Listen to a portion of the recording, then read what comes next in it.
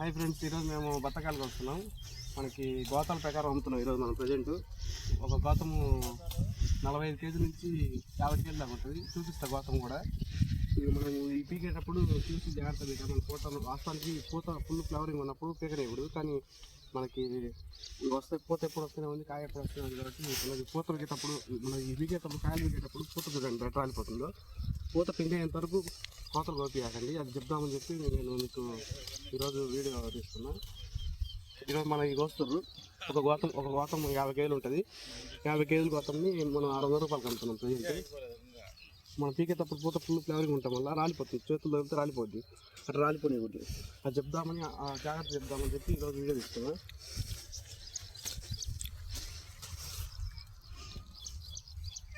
మనకి వాస్తవానికి టన్ను 15,000 దాకా ఉంది మార్కెట్లో. ఇప్పుడు గోతాల ప్రకారం అమ్మినా కూడా టన్ను అంతే వస్తుంది, 15,000 కడికే వస్తుంది. చూడండి, మనం పీకేటప్పుడు ఆ ఫ్లవరింగ్ అంతా ఎత్తాలిపోతుంది. చూడండి, మొత్తం ఎత్తాలిపోయింది ఫ్లవరింగ్. అందుకని ఫ్లవరింగ్ ఈ స్టేజ్లో ఉన్నప్పుడు మన పూతలు పీకేయకూడదు, అదే కాయలు పీకేయకూడదు. మనం ఆ ఫ్లవరింగ్ కాస్త పిండి అయిన తర్వాత ఇదిగొచ్చు ఈ విధంగా పిండి అయిన తర్వాత మనం పీకిస్తే మనకి ఇబ్బంది రాలిపోకుండా ఉంటుంది. కాబట్టి ఆ ఫ్లవరింగ్ పిండి అయినంత వరకు ఒకవేళ మీ చేలో కాయలు ఉన్నా కూడా కొంచెం ఒక 10 రోజులు 20 రోజులు ఆగండి. ఆగిన తర్వాత పెడితేనే మీకు నష్టం రాకుంటుంది. ఎక్కువ దూరం ట్రాన్స్పోర్ట్ చేసే వాళ్ళకి ఈ లెవెల్లో ఉన్న కాయలు దొరుకుతారు. ఎక్కువ దూరం ట్రాన్స్పోర్ట్ చేసే వాళ్ళు లైట్గా ఎక్కువ ఎల్లో కాకుండా లైట్ ఈ కలర్లో ఉన్నప్పుడే పీకాలి.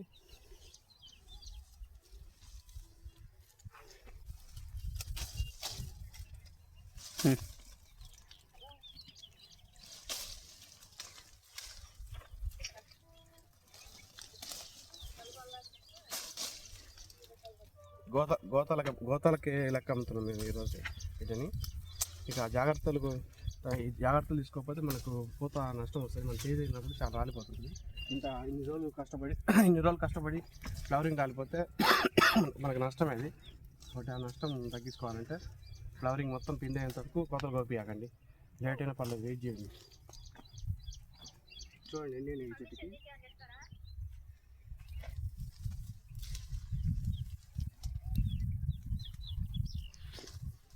ఒక చెట్టుకి అటు ఇటు 20 నుంచి 30 కేజీలు. మనము పీకేటప్పుడు తీసుకోవాల్సిన జాగ్రత్తలు ఇది ఒకటి. ఇప్పుడు మనం ఈ కొమ్మను పీకాలంటే ఆ కొమ్మను పట్టుకొని ఆ కొమ్మను కదలకుండా పట్టుకొని ఆ కాయలను పీకాలి. అప్పుడు మనకు పూత రాలిపోకుండా ఉంటుంది. కొమ్మను పట్టుకొని ఇంకో చేత్తో పీకాలి, అప్పుడు మాత్రం రాలిపోకుండా ఉంటుంది. మనం స్పీడ్గా అయిపోవాలని చెప్పి డబ్బలో పీకామంటే పూత ఏం నిలబడదు చెట్టు మీద. అందుకని చాలా జాగ్రత్తలు తీసుకోవాలి. చూడండి మనకి ఎన్ని కాయలు ఒకసారి చూడండి, ఒక చెట్టుకి ఎన్ని కాయలు అనేవి చూస్తామండి. ఇది ఒక చెట్టుకి ఇవన్నీ ఒక చెట్టుకి అవి ఒక చెట్టుకి అటు 20 కేజీల నుంచి 25 కేజీల దాకా అవుతాయి. చూడండి, మళ్ళీ జాగ్రత్తగా ఒక పక్క కొమ్మ చేత్తో పట్టుకోవాలి, ఇంకొక పక్క కాయలు పీకాలి, అప్పుడే పూత రాలిపోకుండా ఉంటాయి. పట్టుకోకుండా డైరెక్ట్ మనం స్పీడ్గా అయిపోవాలని పీకినామా పూత రాలిపోద్ది. మనం ఎంతైతే పీకుతామో అంత నష్టం కూడా ఉంటుంది.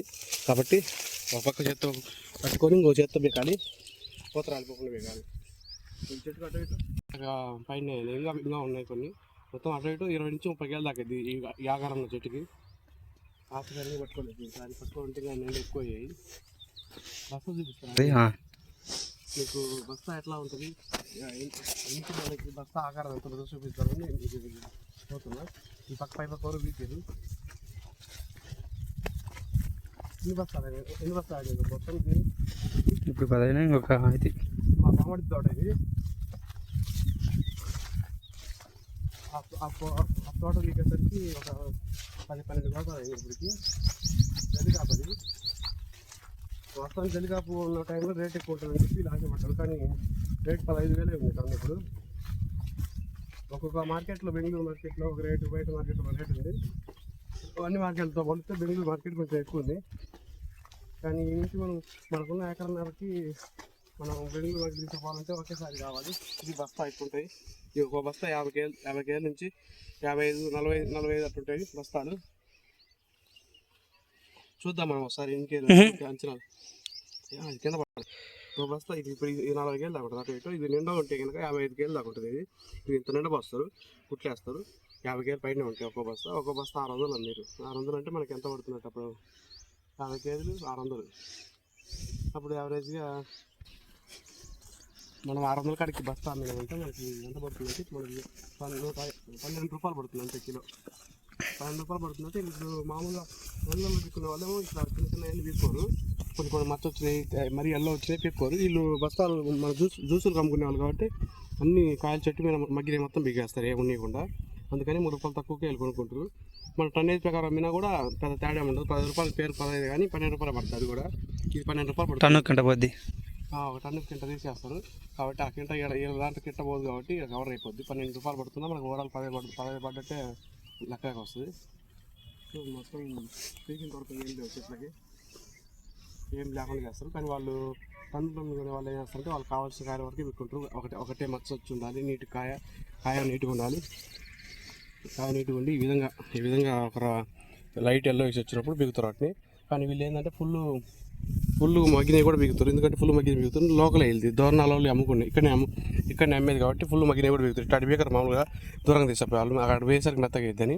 ఈ నుంచి హైట్ నుంచి కింద పడ్డా కూడా అది చెడిపోద్ది అనుకుంటారు వాళ్ళు, దూరం పోయేవాళ్ళు. కాబట్టి వాళ్ళు గట్టి బిక్కుంటారు. వీళ్ళు అన్ని బిగుతారు కాబట్టి 3 రూపాయలు తక్కువగా కొనుక్కోరు. మా దూరణాలలో బస్తా ప్రకారం కొనుక్కొని ఇక్కడ లోకల్ జ్యూస్ పాయింట్ చేసి అమ్ముకుంటారు. ఏరియాలో బత్త తోట ఎక్కువ వేసి చాలా దూరంలో చాలా మంది బత్త తోట ఒక 30 నుంచి 40 ఎకరాల పైన వేసారు అన్ని. సో ఇది మొత్తం ఇక్కడ అంతా బత్త తోట. ఈ కొంచెం ఏరియాలో 30 ఎకరాలు దాకా ఉంది. మొత్తం ఊరు మొత్తం తిప్పితే ఒక 200 ఎకరాలు దాకా ఉంటుంది. బస్తా ఈ విధంగా కొడతారు. ఈ బస్తా ఒక బస్తా ఇచ్చి చూద్దాం అసలు ఎంత ఉందో. ఒక బస్తా ఊరికి బరువు చూద్దాం ఎన్ని కిలోలు ఉంటుందో అర్థమవుతుంది మనకు కూడా. నేను మామూలుగా 50 కేజీల బస్తా సింపుల్గా చెప్తాను, 50 కంటే ఎక్కువ ఉంటుంది. 50 కేజీల బస్తా సింపుల్గా చెప్తాను, కానీ 50 కేజీల కంటే ఎక్కువ ఉంటుంది. సరే యావరేజ్ 12 రూపాయలు పడుతుంది అంతే. కాబట్టి పీకేటప్పుడు తీసుకోవాల్సిన జాగ్రత్తలలో మెయిన్ ఫుల్ ఫ్లవరింగ్ ఉన్నప్పుడు పీకాకండి. లైట్ పిండి అయిన తర్వాత పీకండి. పిండి కాకుండా పీకితే మనకు నష్టం వస్తుంది, నష్టం వచ్చే అవకాశం ఉంది. కాబట్టి ఇన్ని రోజులు మనం పండించుకొని కరెక్ట్ రేట్ తగ్గిందంటే మనకు నష్టం వస్తుంది. ఈ తోట నేను ఫస్ట్లో వీడియో పెట్టిన కదా, ఎప్పుడు ఫ్లవరింగ్ కాయ వస్తూనే ఉంటుంది. అందుకని ఫుల్ కాపాడుకోదు, ఎప్పుడు ఒక లైన్ కాపాడుకుంటూ ఉంటుంది. తక్కువ పొలం ఉన్నది ఏం చేస్తారంటే లోకల్ జ్యూస్ పాయింట్లోకి వేస్తారు. ఈ వీడియో నచ్చితే లైక్ చేయండి, సబ్స్క్రైబ్ చేసుకోవడం మర్చిపోకండి. ఇంకా మీకు ఇలాంటి వెబ్సైట్ రేట్లు ప్రజెంట్ వాటి గురించి ఏమైనా డౌట్ ఉంటే కామెంట్ సెక్షన్ పెట్టండి, నేను చెప్తుంటాను. Thank you so much.